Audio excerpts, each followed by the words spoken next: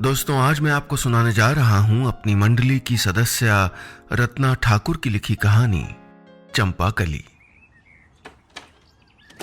घर आकर मैंने कॉल बेल पे हाथ रखा ही था कि दरवाजा खुल गया। मेरे अंदर घुसने से पहले ही पीहू दौड़ के मेरे गले से झूल गई। दिन भर की थकान के बाद घर में ऐसा स्वागत कितना अच्छा लगता है। उसके गाल पर प्यार करके टाई ढीली करते हुए मैं सोफे पे बैठ गया। श्रेया पानी लेकर आई तो मैंने ग्लास उठाते हुए पूछा, पापा ने चाय पी ली? उसने ना में सर हिलाया। कह रहे थे तुम्हारे साथ पियेंगे। मेरी चाय भी पापा के कमरे में भिजवा दो, कहते हुए मैं हाथ मुंह धोने चला गया। गुड इवनिंग पापा, कहते हुए मैं कमरे में घुसा, लेकिन कोई जवाब नहीं मिला। खाली कमरे में पापा को देखने के लिए मैंने नजरें घुमाई तो चाय की ट्रे से होती हुई मेरी नजरें मेज पे रखी माँ की तस्वीर पर ठहर गईं। कितनी सुंदर लग रही थी माँ। बनारसी साड़ी का रंग डूबते सूरज की लाली में घुलकर जैसे उनके गालों पर उभर आया था। कार के बोनट से टिककर खड़ी माँ के होठों पर एक शर्मीली सी मुस्कान थी, जैसी पापा के साथ फोटो खिंचवाते हुए हमेशा होती थी। और पापा दोनों हाथ सामने बांधे हुए मुस्कुरा रहे थे। मुझे याद नहीं माँ के जाने के बाद पापा को कभी ऐसे मुस्कुराते देखा हो। एक लंबी सांस लेकर मैंने तस्वीर से ध्यान हटाया। पापा को बुलाने के लिए मैं बालकनी की ओर बढ़ा, लेकिन मेरे कदम दरवाजे पर ही रुक गए। पापा रेलिंग पर दोनों हाथ टिकाए आगे झुककर कुछ देख रहे थे। उनकी नज़रों का पीछा करते हुए मेरी नज़रें भी सड़क पे गईं और 1 मिनट के लिए वहीं जम गईं। मोटर मार्केट वाली सड़क पर खड़ी ढेर सारी गाड़ियों में से एक पुराने मॉडल की गाड़ी अलग ही नजर आ रही थी, जैसे किसी बड़ी दुकान में महंगे खिलौनों के बीच किसी ने एक पुरानी कपड़े की गुड़िया रख दी हो। पापा उस कार को देखने में ऐसे खोए थे कि उनको मेरे आने का पता ही नहीं चला। दबे पांव वापस कमरे में आकर मैंने आवाज लगाई, पापा चाय पी लीजिए। मैंने खिड़की से देखा। पापा ने चश्मा उतारकर हथेली के कोने से अपनी आंखें पोंछी और दोबारा चश्मा लगा लिया। कमरे में आते हुए वो अपनी नकली मुस्कान ओढ़ चुके थे, जो माँ के जाने के बाद वो हमेशा ओढ़े रहते हैं। और बेटा कैसा रहा ऑफिस? पापा ने गर्मजोशी दिखाते हुए कहा। पर मुझे पता था उस वक्त उनके दिमाग में मेरा ऑफिस नहीं, वो कार थी जिसे देखकर उन्हें अपनी चंपाकली याद आ गई थी।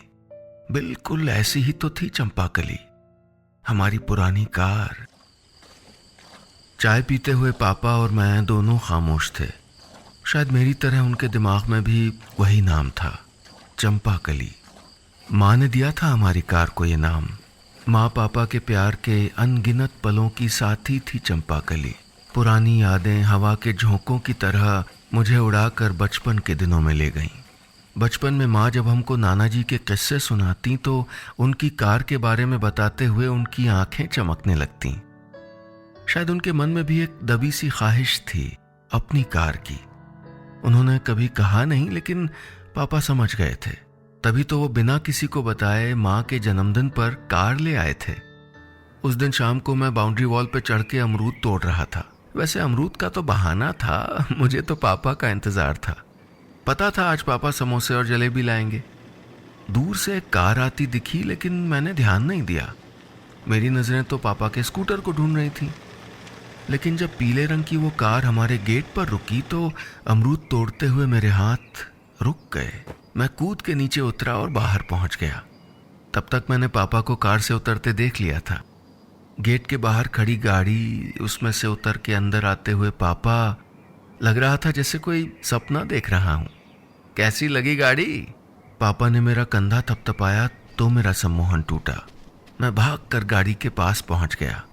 गाड़ी थोड़ी पुरानी थी, 1-2 जगह डेंट लगे थे, पेंट भी थोड़ा उखड़ा हुआ था, लेकिन मेरे लिए तो जैसे ये सपनों का उड़न खटोला थी। चौकोर हेडलाइट के नीचे लगी जाली को देखकर लग रहा था वो अपनी बड़ी बड़ी आंखें खोले पूरी बत्ती सी दिखाकर मुस्कुरा रही हो। मैं गाड़ी में बैठकर हॉर्न बजाने लगा। शोर सुनकर माँ बाहर आई, लेकिन दरवाजे पर ही ठिठक गईं। एक हाथ से दरवाजा थामे वो एक टक देख रही थीं, जैसे पर्दे पे चल रही किसी फिल्म के सीन को जीने की कोशिश कर रही हूं। पापा ने गर्व से कहा, हैप्पी बर्थडे जी, कैसी लगी गाड़ी? लेकिन माँ तो जैसे किसी दूसरे लोक में थी। पापा ने पास जाकर उनकी मुट्ठी खोलकर उसमें गाड़ी की चाबी रखी तो वो जैसे नींद से जागी। फिर मुस्कुराहट छुपाते हुए थोड़ा मुंह बना के बोली, ये कैसा रंग ले आए जी? ये गाड़ी है कि चंपाकली? पापा जोर से हंसे। माँ पापा की लाई किसी भी चीज की तारीफ नहीं करती थी, उल्टे एक मीठा ताना दे देती थी। पापा भी कभी बुरा नहीं मानते थे। माँ कभी अपनी भावनाएं जाहिर नहीं करती थी। आज भी आंखों में छलक आए आंसुओं को उन्होंने चुपके से पोंछ लिया था, लेकिन उन आंखों में वैसी ही चमक थी जो नाना जी की कार के बारे में बताते हुए होती थी। माँ ही क्यों, चंपाकली ने हम सबको सपनों की दुनिया में पहुंचा दिया था। घर के सामने शान से खड़ी वो कार किसी खास मेहमान की तरह लग रही थी, जिसके आसपास सारा घर इकट्ठा था। मैं और दीदी ड्राइविंग सीट पे बैठने के लिए लड़ रहे थे। पापा कपड़ा लेकर उसके साइड में लगा शीशा साफ कर रहे थे और माँ पूजा की थाली ले आई थी।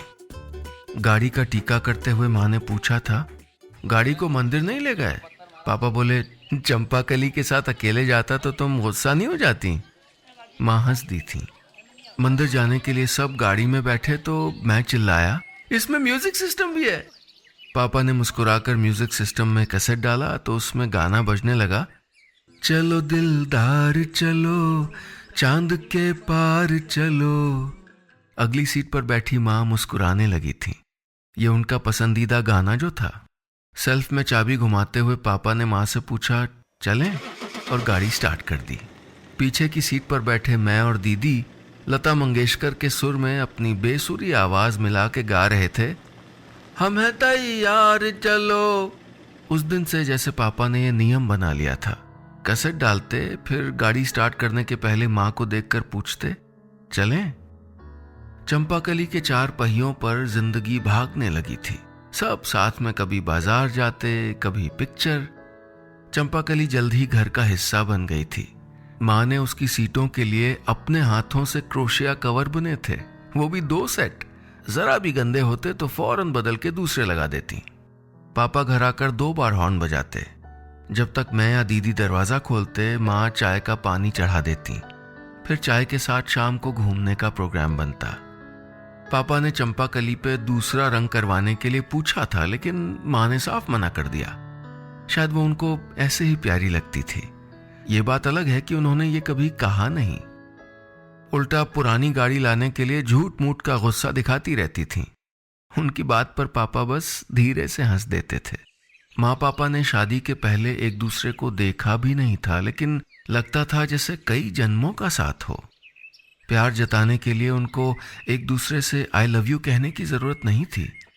चंपाकली के आने के बाद तो उनकी प्यार भरी जिंदगी को और रफ्तार मिल गई थी।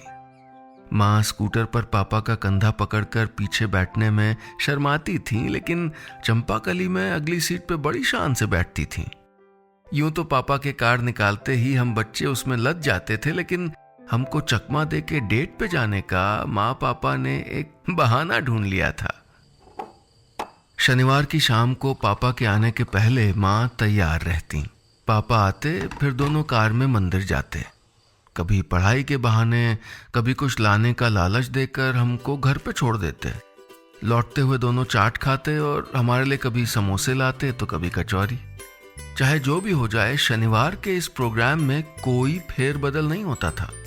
एक बार दोनों में किसी बात पे अनबन हो गई थी। उनका आपस में बात करना, साथ में आना जाना सब बंद था। पापा भी अपना गुस्सा चंपाकली पे निकाल रहे थे। रोज स्कूटर से ऑफिस जाते और बेचारी चंपाकली उदास सी गैराज में खड़ी रहती। उसके हॉर्न के बिना घर सूना लगता था। उस शनिवार माँ शाम को बालकनी में उदास सी बैठी मटर छील रही थी। पापा का स्कूटर आता दिखा तो मुझसे बोली, जा चाय चढ़ा दे।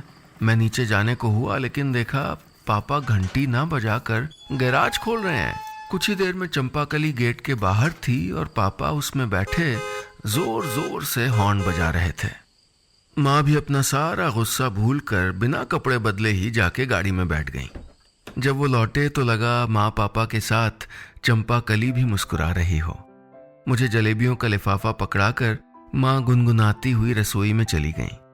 पापा कपड़ा लेकर चंपाकली को साफ करने लगे, जैसे उसमें लगी धूल के साथ साथ पिछले दिनों की कड़वाहट भी साफ कर रहे हों।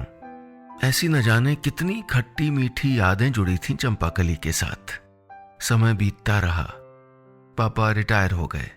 सारी जिम्मेदारियां निपटने के बाद माँ पापा बेफिक्र हो गए थे। दोनों रोज चंपाकली में बैठकर कहीं न कहीं जाते थे, कभी बाजार तो कभी चाची या मौसी के घर। लेकिन किस्मत को शायद उनकी ये बेफिक्री रास नहीं आई। तभी तो वो माँ जो पापा को अकेला छोड़कर मायके तक नहीं जाती थी, वो अचानक पापा को हमेशा के लिए अकेला छोड़ के चली गई थी। माँ के जाने के बाद पूरा परिवार बिखर गया था, लेकिन पापा तो बिल्कुल टूट गए थे। घर की दीवारें जो कभी माँ की बातों, उनकी हंसी से गूंजती रहती थीं, अब खामोश हो गई थीं। पापा घंटों गुमसुम बैठे इन दीवारों को ताकते रहते थे। पापा ने गाड़ी चलाना छोड़ दिया था, लेकिन रोज शाम को गैराज में जाते और कपड़ा लेकर चंपाकली को साफ करते। लगता था माँ की वो यादें जो हमसे नहीं बांट पाते थे, वो चंपाकली से बांट रहे हों। पर किसे पता था माँ के बाद उनकी सबसे प्यारी निशानी भी साथ छोड़ जाएगी। माँ को गए हुए 2 साल भी नहीं हुए थे कि चंपाकली चोरी हो गई थी। पापा कई दिनों तक पुलिस स्टेशन के चक्कर लगाते रहे थे, लेकिन कोई फायदा नहीं हुआ। पापा के लिए चंपाकली सिर्फ कार नहीं थी, एक एहसास थी, और उस एहसास के खो जाने से वो और भी उदास हो गए थे। चंपाकली के चोरी हो जाने के बाद पापा और भी गुमसुम हो गए थे। कई बार वो सुबह उठकर गैराज की ओर चले जाते, लेकिन फिर जैसे ही याद आता वापस आकर बागीचे में टहलने लगते। मैं सोचता काश बचपन में पढ़ी बाबा भारती की कहानी की तरह चोर चंपाकली को वापस कर जाए, लेकिन हकीकत में कहानी की तरह हैप्पी एंडिंग कहाँ होती है।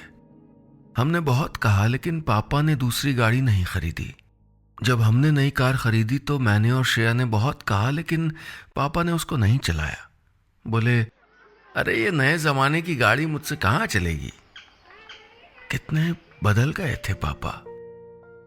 माँ को हमेशा शिकायत रहती थी कि पापा खाने में बड़े नखरे करते हैं, लेकिन अब उनकी कोई पसंद नापसंद रह ही नहीं गई थी। श्रेया पूछती तो कहते कुछ भी बना लो। पहले की तरह ना कढ़ी की फरमाइश करते, ना मुंगौड़े की। जो भी बनता तारीफें कर करके खा लेते। मेरा दिल करता कि वो पहले वाले पापा बन जाएं, अपनी पसंद नापसंद मुझे बताएं, मुझे लापरवाही पे डांटें, लेकिन वो पापा न जाने कहाँ खो गए थे। पीहू ने खाने के लिए आवाज दी तो मेरा ध्यान टूटा। पता नहीं कब से मैं पुरानी यादों में खोया था। खाना खाकर लेटा तो ठीक से नींद भी नहीं आई।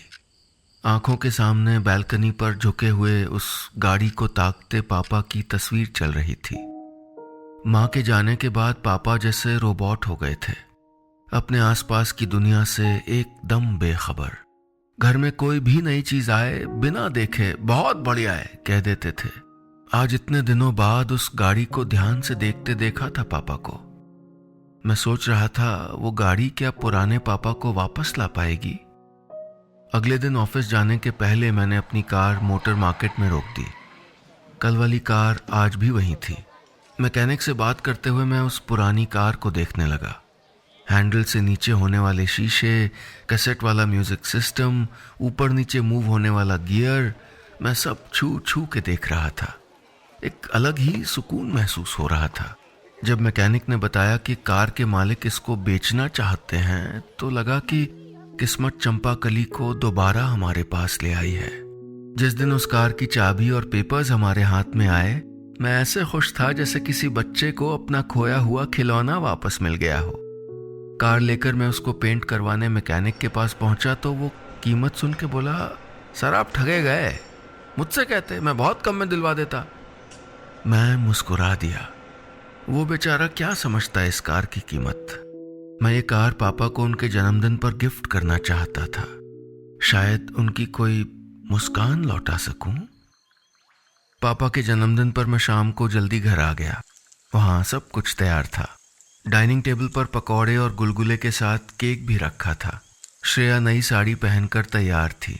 गुलाबी फ्रॉक पहने पीहू इधर उधर उछल रही थी। शायद उसी की जिद पर पापा ने भी नई शर्ट पहनी थी। केक काटने के बाद मैंने कहा, पापा बाहर चलिए, आपके लिए गिफ्ट है। बाहर? पापा ने हैरानी से पूछा। आप चलिए तो सही। मैंने उनका हाथ पकड़ लिया। मेरा मन रखने के लिए पापा साथ चल दिए। उन्हें खुद किसी चीज में दिलचस्पी कहाँ थी। लेकिन गेट पर आते ही वो ठिठक गए।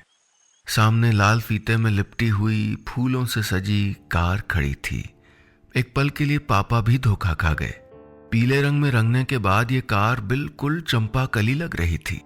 पापा ने मुझको देखा, उनके होंठ कांपे लेकिन उनसे बोल नहीं निकले। पापा, जिनको मैं एक रुमाल भी गिफ्ट कर दूं तो झूठी तारीफों की झड़ी लगा देते थे, वो आज खामोश थे। उनकी आंखें झिलमिला रही थीं। मैं आगे बढ़कर कार पर हाथ फिराने लगा। बिना मुड़े मैंने कहा, पापा लग रही है ना अपनी चंपाकली जैसी, समझ लीजिए उसकी जुड़वा बहन है। पापा अभी भी गेट थामे एक टक गाड़ी को देखे जा रहे थे। पापा पूजा कर लीजिए। श्रेया ने थाली आगे बढ़ाई। टीका लगाते हुए पापा की उंगलियां कांप रही थीं। कांपते होठों से मंत्र नहीं निकल रहे थे। पूजा के बाद मैंने चाबी पापा की ओर बढ़ाई। उन्होंने चाबी ले ली लेकिन दरवाजा न खोलकर वैसे ही खड़े रहे। वे खोई खोई आंखों से कार को देख रहे थे, पर मुझे लग रहा था कि उन आंखों में वो कार नहीं थी। मां के साथ चंपाकली में किए गए अनगिनत सफर चल रहे थे। पीहू दौड़कर आगे बढ़ने को हुई लेकिन मैंने उसका हाथ पकड़कर पीछे खींच लिया। पीछे की सीट पर मेरे और श्रेया के बीच में पीहू बैठी थी। पापा ने नम आंखों से मां की खाली सीट को देखा, फिर दरवाजा खोलकर ड्राइविंग सीट पर बैठ गए। पीहू ने पूछा, दादाजी हम कहाँ जा रहे हैं? मंदिर। ऐसा लगा जैसे पापा की आवाज बहुत दूर से आ रही हो। रोबोट की तरह उन्होंने कैसेट म्यूजिक सिस्टम में डाल दिया। उसमें मेरा सेट किया हुआ गाना बजने लगा, चलो दिलदार चलो, चांद के पार चलो। पापा ने चश्मा उतार कर आंखें पोंछी और मां की खाली सीट को देखकर बोले, चलें? लगा जैसे मां की मौन इजाजत मिल गई हो। चश्मा लगाकर उन्होंने सेल्फ में चाबी घुमा दी थी।